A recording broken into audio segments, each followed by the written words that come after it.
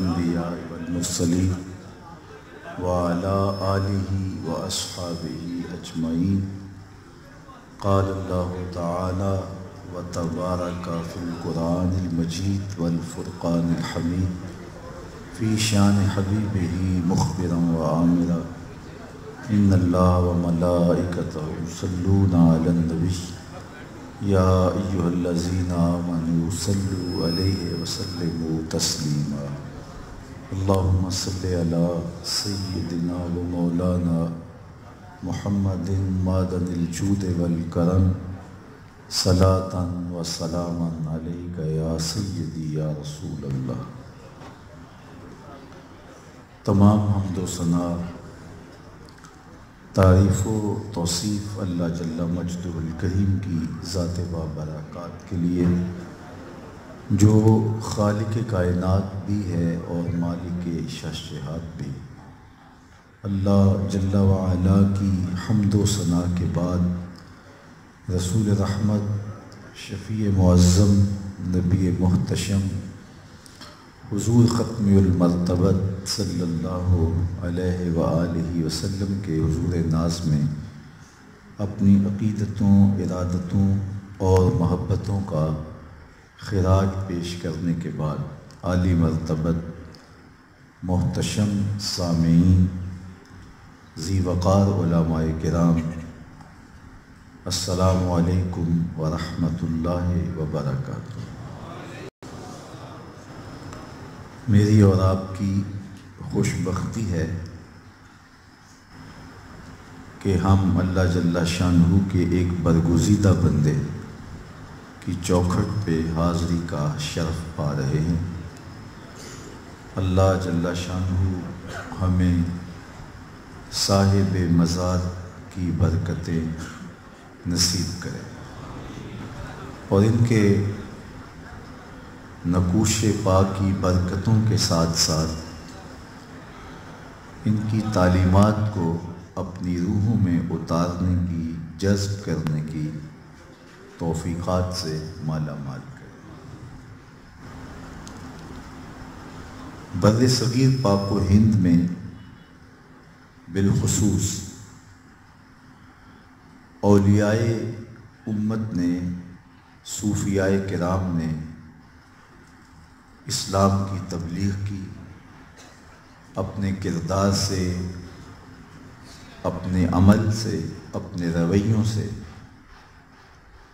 اپنے اخلاص سے، جہد مسلسل سے اور اپنے کردار سے لوگوں کو دین کا گرویدہ کیا، دین کی دعوت پہنچائی. اور ان لوگوں کی محنت کے نتیجے میں اللہ نے دلوں میں اسلام کی بہاریں پیدا کی. میں اور آپ اپنے نسب نامے دیکھیں تو کسی پشت میں ہمیں ہندو دکھائی دیں گے، بت پرست دکھائی دیں گے، لیکن یہ صوفیاء مختلف جگہوں سے آ کے اس خطہ بر صغیر میں آباد ہوئے اور اپنے انفاس کی مہک سے کفر کی بدبو کو مٹا ڈالا اور ایمان اور یقین و اذعان کی مہک اور خوشبو پھیلائی. اس لیے ہم لوگ، ہمارے خون میں ان لوگوں کی وفا شامل ہے اور اولیاء کی محبت ہماری طبع میں راسخ ہے. ہماری ماؤں نے ہمیں لوریاں دی تو جہاں اللہ رسول کا نام سکھایا وہاں بزرگان دین سے وفاداری سکھائی. اس لیے بر صغیر کے باسیوں کے مزاج سے اولیاء کی محبت کو نہیں نکالا جا سکتا، اس لیے کہ یہ ہمارے محسن ہیں اور ان کی وجہ سے یہ ایمان کا چراغاں ہے اور ان لوگوں نے ہی دنیا کے اوپر نور و نکھر اور اجالوں کی خیرات بانٹی.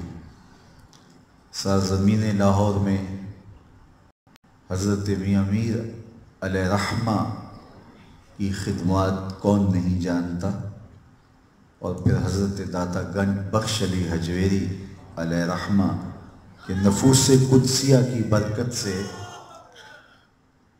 حضرت داتا گنج بخش علی حجویری علیہ رحمہ کے نفوس قدسیہ کی برکت سے پورے پنجاب میں نور پھیلا۔ اقبال نے کہا تھا خاک پنجاب از دمے او زندہ گشت، ان کے دم سے خاک پنجاب میں زندگی کے آثار نمودار ہوئے، اور آج جتنا بھی چراغاں آپ کو نظر آ رہا ہے، ایمان کی بہاریں دکھائی دے رہی ہیں، یہ جو لہلہاتے ہوئے کھیت آپ کو نظر آ رہے ہیں، اس کی آبیاری ان صوفیاء نے کی ہے۔ تو میں اور آپ، ہمارے آباء و اجداد اور ہماری نسلیں ان کے ساتھ وفا کا دم بھرتے رہے ہیں، بھرتے رہیں گے، اور ان صوفیاء کے نقوش پا کی برکتوں کی خیرات مانگتے رہیں گے۔ یہ ہماری ضرورت ہے، عوام کی بھی اور خواص کی بھی، کہ اہل اللہ کی صحبت میں بیٹھ کر کے ان سے زندگی کا نور حاصل کیا جائے۔ گمراہی میں پھنسے ہوئے لوگوں کی ضرورت تو ہے ہی ہے، لیکن جو کامل لوگ ہوتے ہیں ان کو بھی اہل اللہ کی صحبت کی ضرورت رہتی ہے۔ اسی لیے یہ لوگ ناقصوں کے بھی پیر کامل ہوتے ہیں اور کاملوں کے بھی رہنما ہوتے ہیں۔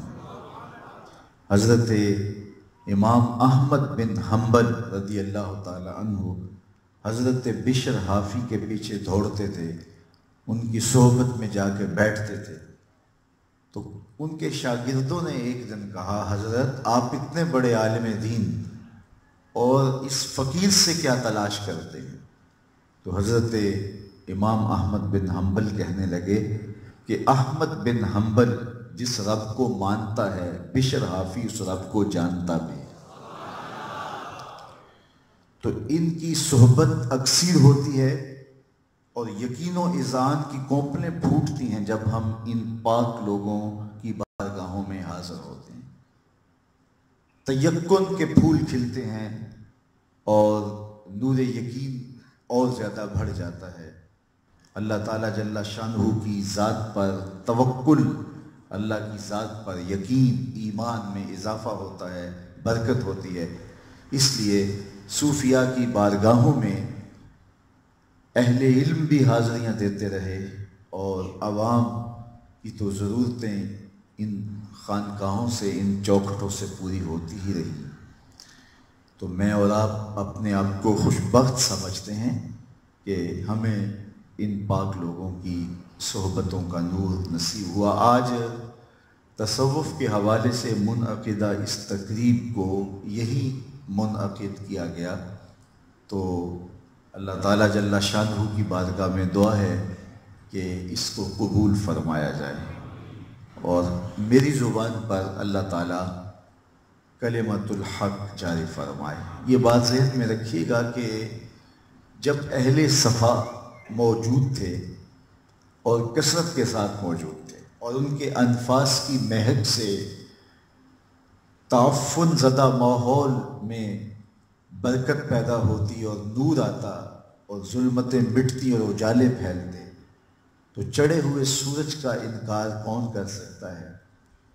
لیکن جب ایسے لوگ بھی اسی لبادے کے اندر آ کے بیٹھ گئے، تو پھر لوگوں نے حقیقتوں کا بھی انکار کرنا شروع کر دیا۔ یہ بات ذہن میں رکھیے گا کہ مارکیٹ میں 2 نمبر مال اس چیز کا آتا ہے جس کی ڈیمانڈ ہوتی ہے، جس چیز کی ڈیمانڈ نہیں ہوتی اس کا 2 نمبر کیا آنا ہے، 1 نمبر بھی نہیں بکتا۔ تو چونکہ یہ میری اور آپ کی ضرورت ہے، بزرگان دین کی صحبتیں دلوں کے اجاڑ کا علاج ہے، باطن کی پسماندگی کی بہتری کی ضمانت ہیں، اور اندر کی غلاظتیں اور گند دور کرتی ہیں، اور ہمارے مسائل کی چوکھٹوں پہ حاضر ہوتے ہیں، اور اللہ جل شانہ پر توکل اور یقین، اس میں برکت نصیب ہوتی ہے۔ تو ہماری ضرورت ہے کہ ہم ان چوکھٹوں پہ حاضر ہوں، لیکن جب لوگوں نے اس منصب پر خود اپنے آپ کو بٹھا لیا اور دعویٰ کیا کہ ہم بھی ایسے ہیں، اور لوگ اسی شوق سے اور اسی طلب سے آئے اور انہیں وہاں کچھ نہ ملا، جس کے پاس اپنے دکھڑے لے کے آئے وہ نفس کا پجاری نکلا، تو پھر بات شروع ہوئی تو آہستہ آہستہ لوگوں نے پاک باز لوگوں پر بھی زبان تان کھولنا شروع کر دی۔ تو یہ بات ذہن میں رکھیے کہ 2 نمبر اسی چیز کا آتا ہے کہ جس کے اصل کی اور 1 نمبر کی ڈیمانڈ موجود ہوتی ہے۔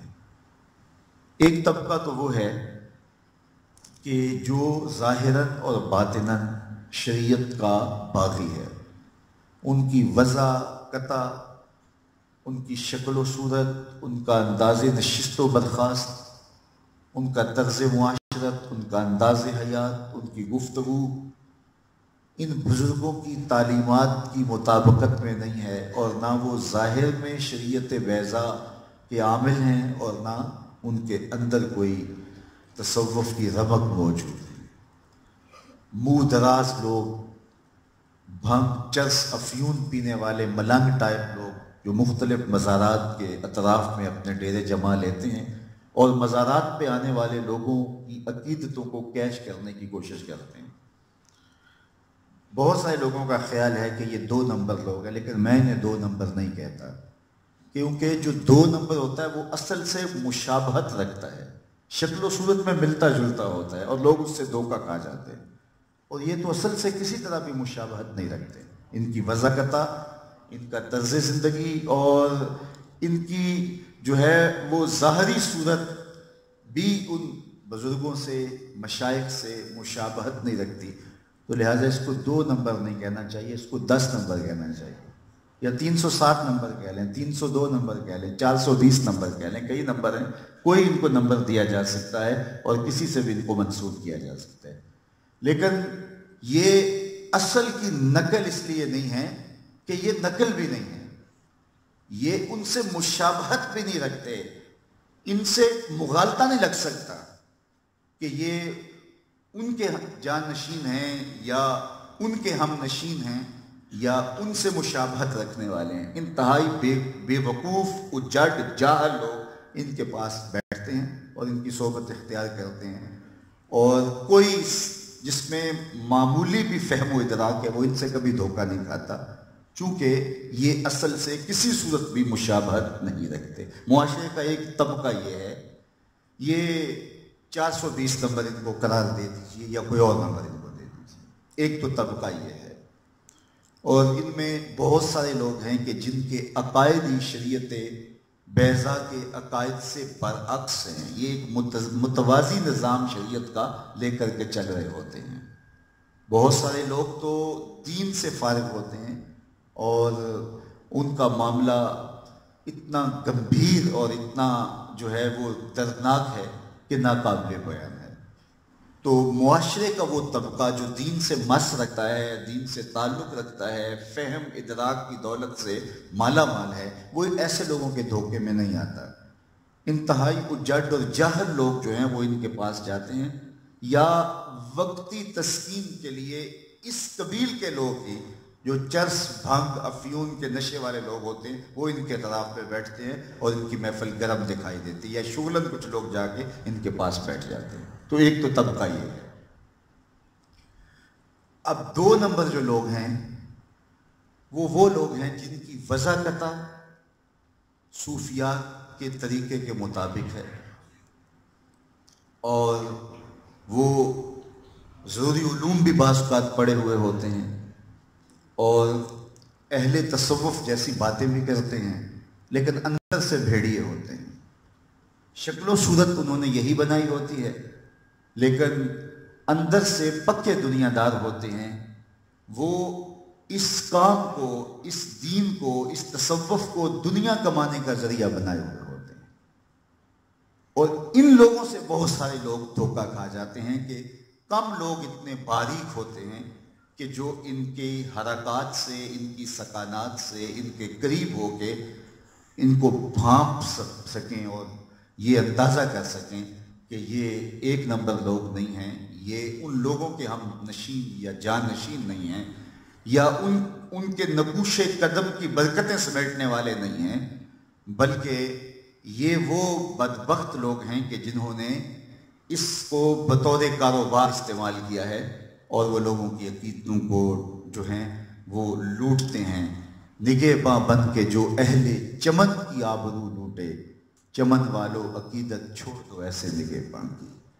تو یہ لباس خضر میں راہزن ہیں، ڈاکو ہیں، چور ہیں، اور یہ لوگ آپ کو بہت سارے ملیں گے۔ اللہ نے فہم، ادراک، سمجھ، عقل عطا کی ہو تو ان لوگوں کے قریب جانے والا ان سے دور ہو جاتا ہے، اور یہ بہت عالی مناصب کے اوپر بھی بعض لوگ دنیاوی اعتبار سے فائز ہوتے ہیں، ان کے خلاف بات بھی نہیں ہو سکتی، لیکن جو ہے وہ اس طرز کے یہ لوگ یہ ہیں 2 نمبر لوگ۔ یہ دوسرا طبقہ ہے۔ پہلا طبقہ تو وہ 420 نمبر اوپر، اور یہ 2 نمبر ہے، اور ان کو پہچاننا، چونکہ یہ ہم شکل ہیں، یہ ایک عجیب دام لے کر کے آئے ہیں، ایک عجیب جال لے کر آئے ہیں، ہم رنگ زمیں ہیں جو، تو ان کو پہچاننا، ان کی معرفت حاصل کرنا بہت مشکل ہے، لیکن اللہ تعالیٰ جس کے لیے عطا فرمائے تو وہ ان لوگوں کی صحبت چند مرتبہ حاصل کرنے کے بعد سمجھ آتا ہے کہ یہ 2 نمبر ہیں، اور ان کے اندر تصوف کی روح بھی نہیں ہے۔ یہ لوگ خواہشات کے پتلے ہیں، نفس کے غلام ہیں، اور خواہشات کے پجاری ہیں، اور ان کی حرکات و سکنات یہ بتاتی ہیں، ہر وقت یہ اپنی ذات کے حول سے باہر نہیں نکلتے۔ یہ لوگوں کے ہجوم کے اندر خوش رہتے ہیں، اور لوگوں کی عقیدتیں سمیٹنا ان لوگوں کا مزاج ہوتا ہے۔ میں نام نہیں لیتا، اور چونکہ میرا یہ مزاج بھی نہیں ہے اور ضرورت بھی اس کی نہیں ہے، مسئلہ نفس مسئلہ سمجھانا ہے۔ مجھے ایک صاحب نے کہا، میں نے کہا کہ آج آپ کے ہاں آج اس سال فلاں صاحب تشریف نہیں لائے، تو وہ کہنے لگے وہ پچھلے سال سے ناراض ہو گئے ہم سے۔ میں نے کہا کیا وجہ بنی؟ تو کہنے لگے کہ 2 گیٹ ہیں ہماری جو مجلس گاہ ہے، جلسہ گاہ ہے، تو ہم نے کہا تھا کہ آپ جو بالکل اسٹیج سے بیک پہ ہم نے ایک جو ہے وہ گیٹ رکھا ہے، تو چونکہ ہزاروں لوگ ہوتے ہیں تو آپ جب تشریف لاتے ہیں تو ہلچل مچتی ہے، تو آپ پچھلے گیٹ سے اس مرتبہ تشریف لائیے گا، کیونکہ کافی سمجھدار لوگ بھی ہماری مجالس میں آتے ہیں، تو اس طرز کو کچھ لوگ پسند نہیں کرتے، تو یہ اگر ہو جائے تو وہ اس بات پہ جو ہے وہ مصر رہے۔ اور پچھلے سال باوجود کہ ہم نے انتظام کیا، لیکن پھر بھی وہ گاڑی انہوں نے لا کے سامنے والے گیٹ پہ کھڑی کی، اور پھر وہاں سے چل کر کے اسٹیج پہ آئے، ایک ہلچل مچ گئی، ایک طوفان آ گیا کہ پیر صاحب آ رہے ہیں، ایسے لگا جس طرح شبیہ ذوالجناح برآمد ہو رہا ہے، ایک دم شور و غل مچ گیا۔ پھر چلتے بھی آہستہ آہستہ ہیں تاکہ جو ہے وہ پروٹوکول کی لذت کو بھرپور انداز سے حاصل کیا جائے۔ تو یہ لباس خضر میں راہزن لوگ ہوتے ہیں، جبکہ اللہ کے محبوب کی واضح حدیث ہے، جو معمولی دینیات جاننے والا، دینی علوم سے واقف شخص جانتا ہے کہ جو شخص یہ چاہے کہ لوگ میرے لیے کھڑے ہوں، وہ اپنا ٹھکانہ جہنم میں بنا لے۔ تو یہ واضح حدیث ہے، اور اگر میں اور آپ یہ مزاج رکھتے ہیں تو ہمیں پھر سمجھ لینے کی ضرورت ہے۔ اب کوئی کسی کے بارے میں اچھا ہی گمان کرنا چاہیے، لیکن چونکہ ان کی اس پہ بحث ہوئی تو وہ کہنے لگے بھائی میری تو جو ہے وہ معذرت۔ تو ایک طبقہ یہ ہے، اور یہ لوگوں سے بھاری نذرانے وصول کرتے ہیں، حالانکہ نذرانہ مرید سے لینا اور اس کو قبول کر لینا یہ ہمارے مشائخ کے ہاں مروج ہے، لیکن یہ بات ذہن میں رکھیے کہ نذرانے کا جو تصور ہے مشائخ کے ہاں، اس کی بھی ایک حکمت ہے۔ یہ ایک بہت بڑی NGO ہے، سارے مریدین نے آ کے اپنی حاجت اپنے پیر سے کہنی ہوتی ہے، میری بیٹی جوان ہے، شادی کا انتظام نہیں، حضرت آپ دعا کر دیجئے۔ مرید تو کہہ کے چلا گیا، پیر تڑپتا رہا کہ میں کیسے انتظام کروں اس کا۔ صرف ہاتھ اٹھا کے دعا ہی نہیں کرنا تھا، اس کی دوا بھی کر دی تھی۔ اب دوسرا مرید آیا جو امیر تھا، تو اس نے نذرانہ پیش کیا تو پیر کا دل خوش ہو گیا کہ میرے اس غریب امیر غریب مرید کا کام بن گیا۔ پھر اس کو بلایا اور چپکے سے اس کی عزت نفس کو ملحوظ رکھتے ہوئے اس کے ہاتھ میں دے دیا کہ بیٹا جاؤ اور اپنی بیٹی کی شادی کر۔ یہ ایک بہترین طریقہ کار ہے، غریبوں کو دو اور امیروں سے لو، لیکن یہ تو ان سے بھی لے لیتے ہیں کہ جن کے گھر میں جو ہے وہ نان شبینہ بھی میسر نہیں ہے۔ کبھی آپ نے دیکھا ہے کوا بعض کا بچوں کے ہاتھ سے روٹی چھین کے لے جاتا ہے؟ تو یہ اس کوے کی طرح ہوتے ہیں کہ غریبوں سے بھی نذرانہ لے لیتے ہیں، جبکہ ان کے پھٹے ہوئے کپڑے اور ان کی حالت بتا رہی ہوتی ہے کہ یہ مزدور بیچارہ پتہ نہیں آج ان کے گھر میں چولہا بھی جلا ہے یا کہ نہیں۔ علامہ اقبال کا معروف واقعہ ہے کہ وہ بیٹھے تھے میکلوڈ روڈ والے مکان میں، تو ایک صاحب آئے ان کے پاس جو بہت بڑے پیر تھے اس زمانے کے، تو ان کا ایک مرید لاہور کے دوسرے کونے میں رہتا تھا، تو اسے پتہ چلا کہ میرے پیر صاحب علامہ اقبال علیہ رحمہ کے مہمان بنے ہیں، تو وہ ملنے کے شوق میں آیا اور اس نے کہا کہ حضرت بیٹی جوان ہے اور جن کے ہاں رشتہ طے کیا ہے وہ شادی کا کہہ رہے ہیں، اور میں پہلے ہی 100 روپے کا مقروض، اس زمانے میں 100 روپیہ بھی بڑا ہوتا تھا، اور مزید شادی بھی کرنی ہے، کوئی دعا کیجئے، اور اپنا دکھڑا سنایا۔ پیر صاحب نے ہاتھ اٹھائے، دعا کی اور اس کو کہا بیٹا آپ کو اجازت ہے۔ اس نے جیب میں ہاتھ ڈالا اور ایک 10 روپے کا نوٹ نکالا اور پیر صاحب کو نظر پیش کی۔ انہوں نے چپکے سے لے کے جیب میں ڈال دیا۔ اقبال کی بے ساختہ ہنسی نکل گئی۔ خیر مرید صاحب سامنے تھے تو پیر صاحب نے اس وقت تو کوئی بات نہ کی۔ جب مرید صاحب تشریف لے گئے تو اقبال سے پوچھنے لگے پیر صاحب آپ کیوں ہنسے تھے؟ کہا حضرت میں آپ کی دعا کی قبولیت پہ ہنسا تھا۔ تو آپ کو کیسے پتہ چل گیا میری دعا قبول ہو گئی؟ کہا حضرت جب آپ نے دعا نہیں کی تھی وہ 100 روپے کا مقروض تھا، جب آپ نے دعا کر دی 110 کا مقروض ہو گیا۔ اب اس کو تو دینا چاہیے تھا لیکن آپ نے اس سے بھی لے لیا۔ تو اس پر اقبال نے کہا تھا ہم کو تو میسر نہیں مٹی کا دیا، ہم کو تو میسر نہیں مٹی کا دیا بھی، گھر پیر کا بجلی کے چراغوں سے ہے روشن۔ کم بسم اللہ جو کہہ سکتے تھے رخصت ہوئے، رہ گئے قبروں پہ مجاور اور گور کن۔ میراث میں آئی ہے مسند ارشاد ان کو، زاغوں کے تصرف میں عقابوں کا نشیمن۔ نذرانہ نہیں سود ہے پیران حرم کا، نذرانہ نہیں سود ہے پیران حرم کا۔ ہر خرقہ سالوس کے اندر ہے مہاجن، شہری ہو دیہاتی ہو مسلمان ہے سادہ، بتوں کی طرح پوجتے ہیں کعبے کے برہنہ۔ تو اس کی تو مدد کرنی چاہیے تھی۔ وہ دکھڑا سنانے آیا ہے، بیٹی گھر کی دہلیز پہ جوان بیٹھی ہے، یہ تو اس سے پوچھو جس کی بیٹیاں جوان ہیں، اور ان کو رخصت کرنے کے لیے باپ مجبور ہے۔ کس طرح اس کی راتوں کی نیند اڑ جاتی ہے اور کس طرح دن کا قرار لٹ جاتا ہے، لیکن اس سے بھی 10 روپے وصول کر لیتے ہیں۔ تو آج میں اور آپ دیکھیں کہ ہر ایسا شخص نہیں ہوتا جس سے نذرانہ لیا جائے، کچھ ایسے ہوتے ہیں جن کو نذرانہ دیا جائے۔ یہ تو ایک بہترین ذریعہ ہے کہ جو ہے وہ پیر ایک ذریعہ بن جاتا ہے، غریب اور امیر کے درمیان ایک پل بن جاتا ہے۔ تو نذرانے کا تصور تو ہے طریقت کے اندر، لیکن اس کا یہ مطلب نہیں ہے کہ نذرانے سے پیر کے کتے بھی عیش کریں اور غریب مرید جو ہیں وہ نان شبینہ کو ترسیں، اور پیر ان نذرانوں سے بٹیرے لڑائے اور شادیاں کرے، اور پیر جو ہے مرید جو ہے وہ بیچارہ نان شبینہ کے لیے ترس کی زندگی گزارے اور بلکتے موت کی آغوش میں اتر جائے۔ اس لیے نذرانے کے تصور کا انکار نہیں، لیکن اس کا مصرف کیا ہونا چاہیے یہ پیر کی ذمہ داریاں ہیں۔ اللہ اکبر۔ تو بات کر رہا تھا کہ ایک یہ طبقہ ہے جو لوگوں کے وسائل پہ قابض ہے، لوگوں کے وسائل کو لوٹ رہا ہے، اور وسائل جو ہے وہ اس کی ذات میں جمع ہو رہے ہیں اور اس کی ذاتی ضروریات کے لیے جمع ہو رہے ہیں۔ اللہ اکبر۔ وہ شعر کسی نے کہا لیکن وہ وزن میں نہیں ہے، تو کوئی شاعر ہو تو میں معافی چاہتا ہوں، کیونکہ مجھے بھی فرصت نہیں ہوئی کہ اس کو کوئی تھوڑا سا وزن میں پڑھوں، تو وزن میں نہیں ہے لیکن مفہوم آپ تک پہنچانا ہے۔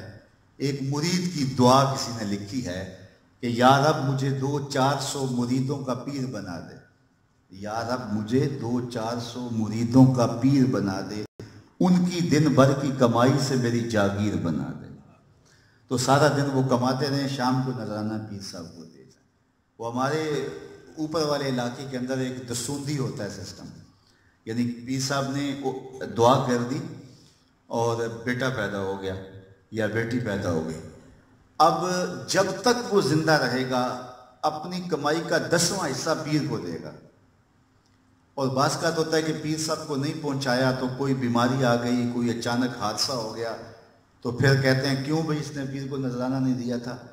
تو اب دیکھو کہ اس کو یہ تکلیف آئی, تو ایک آدمی کے 50 100 200 دسوندی ہوں اگر, تو وہ تو ساری زندگی عیش کرے گا. تو یہ ہڈ حرام جو ہے وہ کس طرح دین کا کام کرے گا اور کس طرح دین کے کام کی حوصلہ افزائی کرے گا. تو یہ وسائل نچوڑ کے سمیٹ لے گا اور دین در بدر جو ہے وہ دھکے کھاتا رہے گا. میں کہتا ہوں ایک طرف پیروں کے لچھن دیکھیے اور ایک طرف آج بھی مدارس دینیا کے طلباء ہاتھ میں چھاپیاں پکڑے روٹیاں مانگتے ہوئے آپ کو دکھائی دیں, تو پھر قیامت کے دن کیا ان سے پوچھا نہیں جائے گا؟ تو یہ 2 نمبر.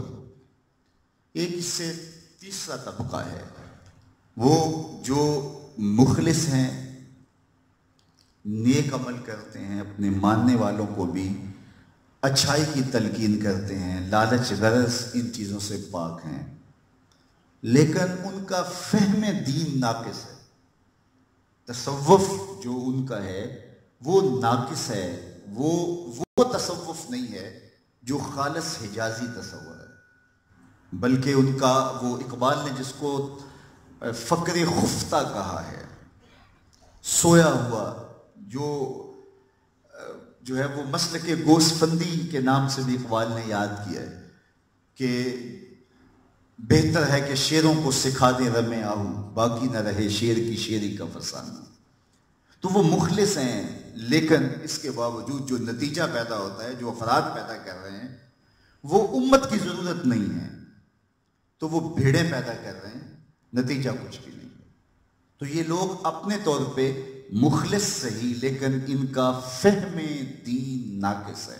انہیں تصوف کی مبادیات کا بھی علم نہیں ہے, اور تصوف جو حجازی تصوف ہے جس کو اقبال نے کہا ڈھونڈ وہ فقر کے جس کی اصل ہو حجازی. فقر قرآن احتساب ہست و بود نیر بابو مستی و رقص و سرود, فقر اریاں گرمیاں بدر و حنین, فقر اریاں بانگ تکبیر حسین.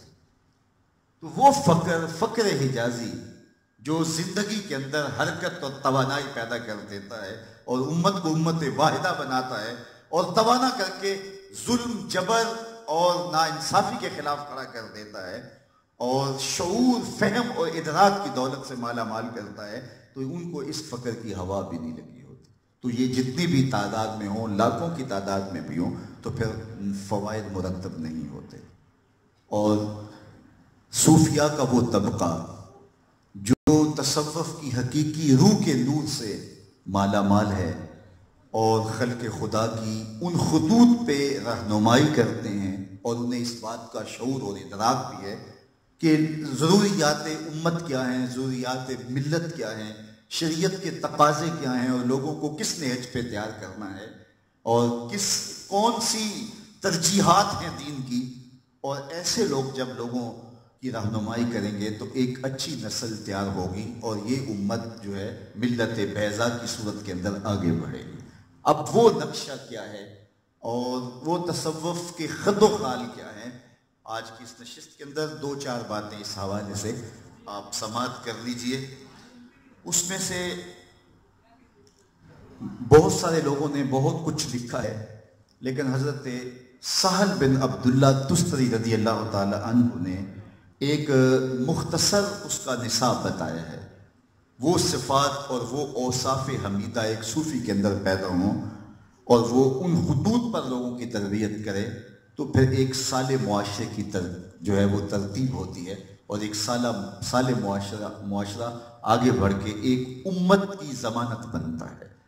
اب وہ فرمایا حضرت شیخ سہل بن عبداللہ تستری رضی اللہ تعالیٰ عنہ نے کہ اصولنا 7 اشیاء, ہمارے اصول طریقت میں 7 چیزیں ہیں. یہ پوری عمارت ان 7 ستونوں کے اوپر کھڑی ہے, اور ان میں سے پہلی چیز جو انہوں نے بیان کی التمسک بکتاب اللہ, اللہ کی کتاب کے ساتھ تمسک, مضبوطی سے کتاب اللہ کو پکڑ لینا. حضرت امام احمد بن حنبل کہتے ہیں میں نے اللہ سے کہا مالک مجھے اپنی محبت عطا کر دے۔ تو اللہ نے مجھے اپنی اتنی محبت عطا کی کہ مجھے زوال عقل کا اندیشہ ہو گیا۔ پھر میں نے کہا مالک مجھے اپنا قرب عطا کر۔ تو آواز آئی میرا قرب ڈھونڈتے ہو تو قرآن پڑھا کرو۔ تو قرآن مجید سے تمسک اختیار کرنا، یہ میرے اور آپ کے آقا و مولا نے اپنی امت کو جو زوردار وصیتیں کی ہیں ان میں سے ایک وصیت یہ تھی کہ کتاب اللہ کے دامن کو مضبوطی سے پکڑیں۔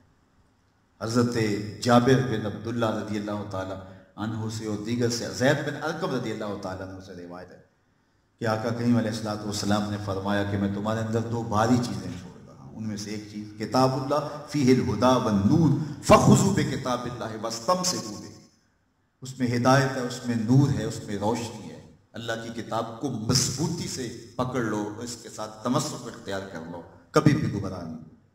یہ ہدایت کی ضمانت کتاب ہے، اور ہمارے صوفیاء نے کتاب اللہ کی تعلیم کو عام کرنے کے لیے دن رات کوشش اور جد و جہد کی، اور اس کتاب کے حوالے میں اور حضور کے فرامین کے حوالے میں اپنی کسی رائے کو پیش نہیں کیا، اپنے تصوف کو، اپنے واردات قلبیہ کو اور اپنے حالات کو اس کے ذیل میں اور اس کے سائے میں پرکھنے کی کوشش کی، اور اگر اس کے جو ہے وہ سائے میں کوئی چیز آئی تو اسے قبول کیا، ورنہ رد کر دیا۔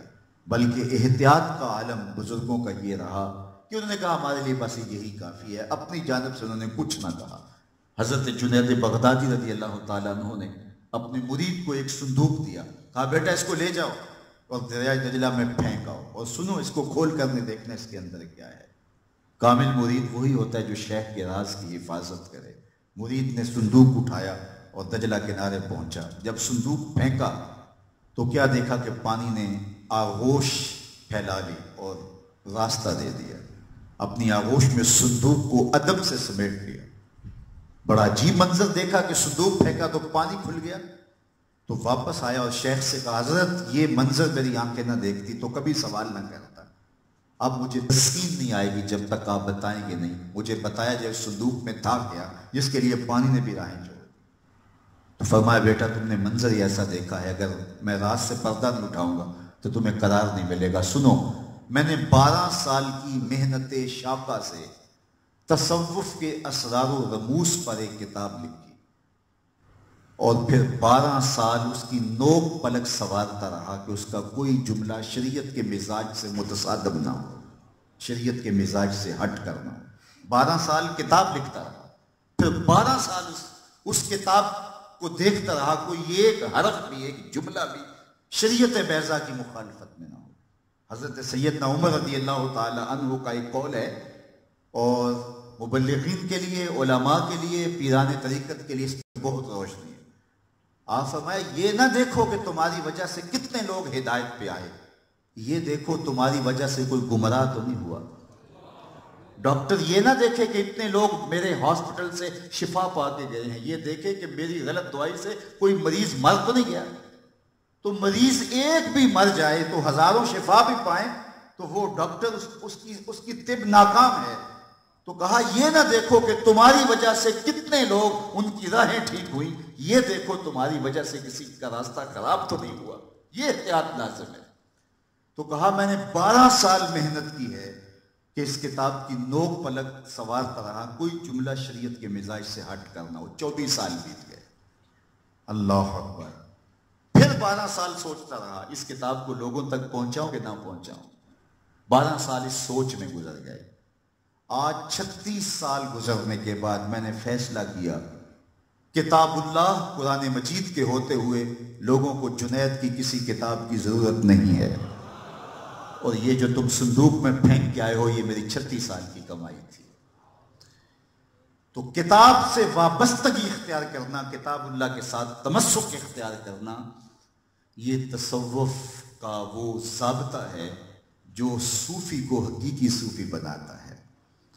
دوسری بات، حضرت عبداللہ تستری رضی اللہ تعالیٰ عنہ، حضرت سہل بن عبداللہ تستری فرماتے ہیں کہ دوسری بات وَالِاقْتِدَاءُ بِسُنَّةِ رسول اللہ صلی اللہ علیہ وآلہ وسلم، حضور کی سنت کی اتباع و اقتداء، یہ دوسرا کام ہے جو صوفی کے کرنے کا ہے، اور جس کی طبع میں یہ چیز راسخ ہوتی ہے اور اپنے سالکین کو یہ چیز سکھاتا ہے کہ ان کی طبیعت میں حضور علیہ السلام کی سنت کو راسخ کر دے، حضور علیہ السلام کی اتباع ان کے اوپر لازم قرار اس انداز سے دے کہ ان کی نشست و برخاست حضور کی اداؤں کی مطابقت میں خلاف پیمبر کسے را گزید ہرگز نہ خواہد بمنزل رسید۔ سعدی بولتے ہیں کہ کبھی سوچے بھی نہ کوئی کہ حضور کے راستے سے ہٹ کے منزل نصیب ہو جائے اس کو، بلکہ آگے کہا مپندار سعدی کے راہ صفا تواں رفت جز بر پے مصطفیٰ۔ سعدی سوچنا بھی نہ، کبھی گمان بھی نہ کرنا کہ حضور کے راستے سے ہٹ کر کسی راستے پہ چلے اور تجھے منزل نصیب ہو جائے، منزل تو رسول اللہ کے قدموں تلے۔ تو اس لیے منزل تک پہنچنے کے لیے حضور علیہ السلام کی اتباع کرنا ہوگی، اور یہ صوفی کے مزاج میں چیز راسخ ہو تو اس کا تصوف حقیقی تصوف ہے، اور وہ حقیقی رنگ کے اندر آگے بڑھ رہا ہے۔ تیسری بات وہ عقل الحلال، تیسری بات جو ستون ہے جس پہ یہ عمارت کھڑی ہے، حلال کھانا۔ اللہ اکبر! صوفیاء اپنی غذا کا بہت زیادہ خیال رکھتے ہیں کہ ان کے پیٹ میں کہیں لقمہ حرام کا نہ چلا جائے۔ اللہ اکبر! اس سے بڑی بات کیا ہوگی کہ میرے اور آپ کے آقا و مولا نے فرمایا ایک شخص سفر کر کے طویل مصیبتیں اور صعوبتیں کاٹ کے مکہ المکرمہ پہنچتا ہے، حتیٰ کہ وہ مطاف میں کعبۃ اللہ کے سامنے کھڑا ہوتا ہے، یمد یدہ، وہ اپنے ہاتھ پھیلا کے اللہ سے دعا مانگتا ہے۔ وَمَطْعَمُهُ حَرَامٌ وَمَلْبَسُهُ حَرَامٌ وَمَشْرَبُهُ حَرَامٌ وَغُذِّيَ بِالْحَرَامِ۔ اس کا کھانا حرام کا، اس کا پینا حرام کا، اس کا لباس حرام کا، اس کو جو غذا دی گئی ہے وہ حرام کمائی کی ہے۔ میرے حضور فرماتے ہیں بتاؤ اس کی دعا کیسے قبول ہوگی؟ سفر کاٹ کے کعبۃ اللہ کے سامنے کھڑا ہو کے غلاف کو پکڑ کے بھی دعا کرے گا، ملتزم پہ کھڑے ہو کے بھی دعا کرے گا، پھر بھی قبول نہیں ہوگی اگر اس کا رزق پاک نہیں ہے۔ تو یہ بات ذہن میں رکھیے گا کہ اگر رزق پاک نہیں ہے تو الٹا لٹک کے بھی چلے کاٹے کچھ نصیب نہیں ہوگا۔ تو عقل حلال یہ بنیاد ہے، اور ہمارے صوفیاء نے اس کی اتنی احتیاط کی کہ جو جائز چیزیں تھیں اس میں معمولی سا شک ہوا تو اس کو بھی چھوڑ دیا کہ کہیں یہ میرے باطن کی بربادی کا سبب نہ ہو جائے۔ حضرت امام محمد بن حنبل کا دربار لگا ہے، ایک خاتون پردے میں سمٹی ہوئی مسئلہ پوچھنے آئی۔ حضرت ایک مسئلہ پوچھنا، پوچھئے۔ کہا کہ میں سود کاٹتی ہوں، دن کو بھی کاٹتی ہوں اور رات کو بھی، جب چاندنی راتیں ہوتی ہیں تو میں رات کو سود کاٹتی ہوں، لیکن دن کا سود اور رات کا سود الگ الگ ہوتا ہے۔ کبھی کبھی ہوتا ہے کہ بازار سے بادشاہ کی سواری گزرتی ہے اور سواری کے گزرنے کی وجہ سے ماحول میں روشنی زیادہ ہو جاتی ہے، تو اس میں جو سود ہوتا ہے وہ کوالٹی میں بہتر ہوتا ہے، اور میں ان دو جو سود کاتے ہوئے ہیں، جو اس روشنی میں کاتا ہے اور جو چاند کی چاندنی میں کاتا ہے، ان کو اکٹھے ملا کے فروخت کر سکتی ہوں؟ اللہ اکبر! امام احمد بن حنبل نے خاتون سے کہا کہ اپنا تعارف کروا سکتی ہو، تم کون ہو؟ اس خاتون نے کہا سائل کی ذات نہیں پوچھی جاتی، آپ مفتی ہیں فتویٰ دیجئے۔ فرمایا نہیں، بعض مسائل ایسے ہوتے ہیں کہ سائل کی حیثیت سے مسئلے کی نوعیت بدلتی ہے، آپ کو بتانا پڑے گا کہ آپ کون ہیں۔ اس نے کہا میں بشر حافی کی ہمشیرہ ہوں۔ کہا خاتون تمہارے لیے جائز نہیں ہے۔ میرے امام بریلی کے تاجدار امام الشاہ احمد رضا خان فاضل بریلوی علیہ رحمہ ایک دعوت پہ تشریف لے گئے، تو اس نے انواع و اقسام کی چیزیں رکھی، تو شوربہ بھی رکھا، تو آپ نے تھوڑا سا شوربہ چکھا تو اتنا لذیذ تھا کہ جی چاہا کہ شوربہ پیوں۔ تو صاحب دعوت کو بلایا، کہا کہ اگر تم اجازت دو تو میں شوربہ پی سکتا ہوں؟ اس نے کہا حضرت یہ سب کچھ رکھا ہی آپ کے لیے؟ کہا نہیں، شوربے کا عرف معقول ہے، مشروب نہیں۔ شوربہ کھایا جاتا ہے، پیا نہیں جاتا، اس کا عرف معقول ہے، مشروب نہیں۔ تم نے شوربہ تیار کیا ہے کھانے کے لیے، سالن کے طور پہ، اور اگر میں پی لوں اور میرے دیکھا دیکھی باقی بھی پینے لگے تو شوربا تو ایک جھٹکا بھی نہیں لے گا اور تمہیں شرمندگی ہوگی. اس لیے میں اگر پینا چاہتا ہوں تو میں آپ سے اجازت لینے کا پابند ہوں، اس لیے کہ میں عرف سے ہٹنے لگا ہوں. اور ہم سب کچھ ہڑپ کیے جا رہے ہیں اور ہم صوفی ہوتے ہیں، ہم غوث زماں ہوتے ہیں. آج کل ہر آستانے پہ غوث زماں ہوتا ہے، ہر آستانے پہ قطب زماں ہوتا ہے. کبھی صدیوں بعد کوئی غوث آیا کرتا تھا. اللہ اکبر، کیسا طوفان بدتمیزی مچا ہوا ہے اور کیسے القابات کی بے توقیری ہو رہی ہے. ہر لئی میں رازدار دین چھپے. اقبال نے کہا ہر کمینہ دین کا رازدان بن کے بیٹھ گیا ہوا ہے. تو یہ ہے ہمارے بزرگوں کی احتیاطیں. تو کہا عقل حلال یہ تصوف کا وہ ستون ہے جس کی بنیاد پہ یہ عمارت کھڑی ہے. تیسری چیز عقل حلال. اور چوتھی چیز وقف الاذی، اذیت سے لوگوں کو بچانا. تمہارا کوئی عمل، کوئی رویہ لوگوں کی تکلیف کا سبب نہ بن جائے. اللہ اکبر. میں اسی مثال کو لے لیتا ہوں کہ میں اگر ہجوم کے اندر سے آؤں تو لوگ ایک دوسرے کے اوپر گریں گے، بوڑھے بھی کچلے جائیں گے، تو مجھے خود ہی شرم کرنی چاہیے. میرا نفس اتنا موٹا ہے کہ میں بوڑھے کے اوپر لوگوں کو گرتے ہوئے دیکھ کر بھی اپنی چال کو تیز نہیں کرتا. لوگوں کو اذیت سے بچانا. ہمارے صوفیاء کی زندگیاں دیکھے. ایک نام ہے تصوف میں حضرت حاتم اسم. اسم عربی میں کہتے ہیں جو کانوں سے بہرا ہو. وہ کانوں سے بہرے نہیں تھے لیکن انہیں اسم کہا گیا. کیوں؟ ایک مرتبہ ان کی مجلس میں ایک خاتون آئی، اس نے کوئی مسئلہ حضرت سے کہنا تھا تو بیٹھتے بیٹھتے اس کی ہوا خارج ہو گئی، ری خارج ہو گئی. تو یہ ایک طبی عارضہ ہے، ہر ایک کو لاحق ہوتا ہے.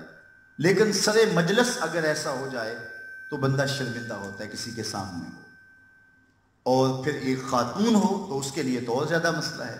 تو حضرت بیٹھے تھے، وہ آئی بیٹھنے لگی تو ری خارج ہو گئی. تو وہ اس پسینے سے پانی پانی ہو گئی کہ حضرت میرے بارے میں کیا سوچیں گے. اب حضرت اس کی پریشانی کو دیکھ رہے تھے. خیر جب وہ بیٹھی اس نے بات کرنا شروع کی تو حضرت نے کان پہ ہاتھ رکھ کے کہا ذرا اونچا بولنا. اس کو یہ تاثر گیا کہ حضرت تو بہرے ہیں اور میں خامخواہ پریشان ہو رہی تھی. جب تک وہ خاتون زندہ رہی حضرت بہرے بنے رہے کہ اس کو جب پتہ چلے گا یہ شرمندہ ہوگی.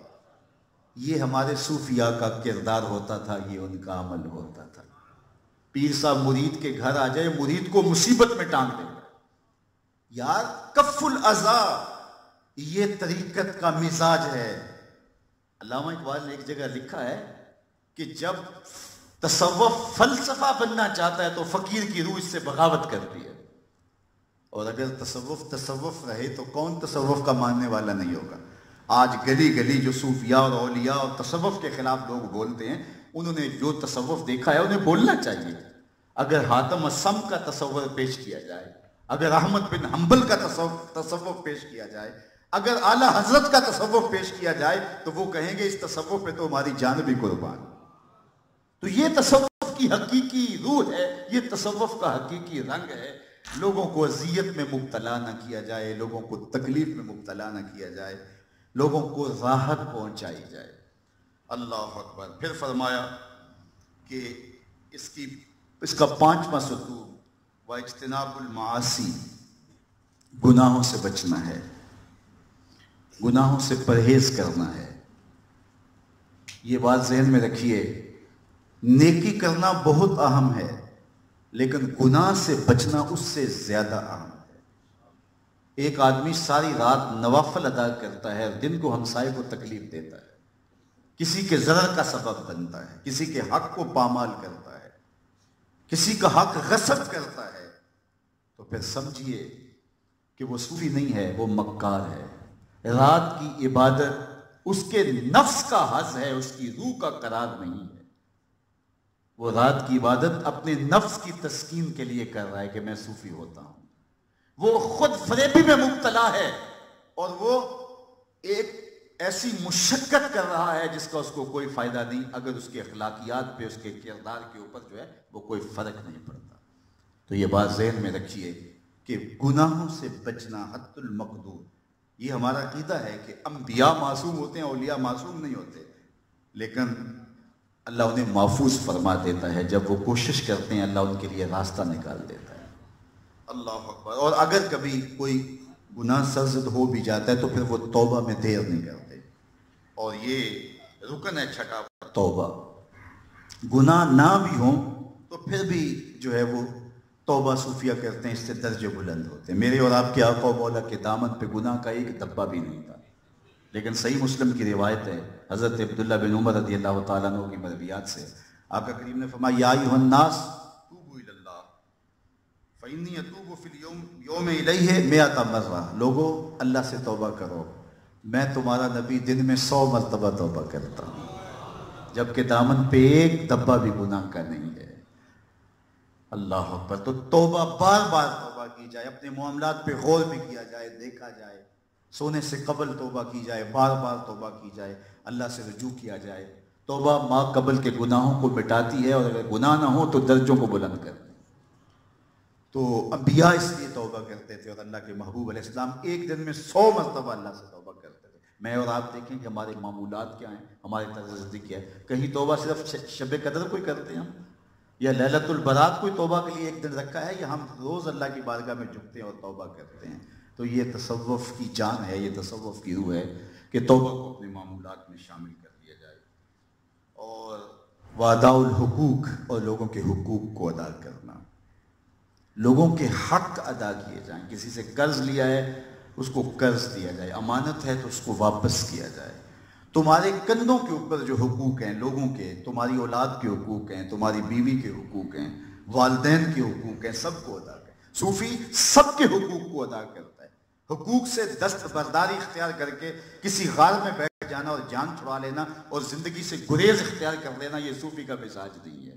یہ تو دنیا کے ہنگاموں سے بھاگا ہوا شخص جو ہے وہ ایک کونے میں جا کے بیٹھ گیا, جو خود دنیا کے حالات کا مقابلہ نہیں کر سکتا, وہ لوگوں کو کس طرح راہ ہدایت پہ پہنچائے گا.